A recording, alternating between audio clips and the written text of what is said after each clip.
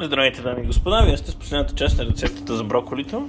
Виждате, плейтнали сме от соса, отгоре няколко броколчета, сосче под рибката, може би малко повече може да запържите, но понеже няма кожа, аз реших така да не я презготвям. После пак сосче виждате ето тук, отгоре рибка, пак сосче, то вече свърши, аз направих малко, но и както виждате ще ми стигне. От цялата тази занимавка с броколите слагате 3, не повече, все пак това е кето диета. И за втората рецепта ще се видим след малко. Или да обединиме.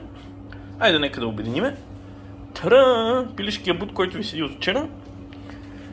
Трябва да го по принцип не маринован. Рецептата оригиналната или не оригиналната е не маринован.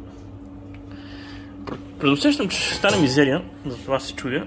Но за да не стане, ето виждате, опитвам се да с една ръка да ви покажа моите кулинарни умения. Нямам подходящ съд малък за фурна, затова ще използвам този тиган, който е с огнеопорна дръжка. Слагаме пържолката и ще видите какво ще и добавим след около 10 на минутки. Слагаме и от маринатата, това не се хаби, не се хвърля. Да вкусяваме допълнително. И ще се видим след малко.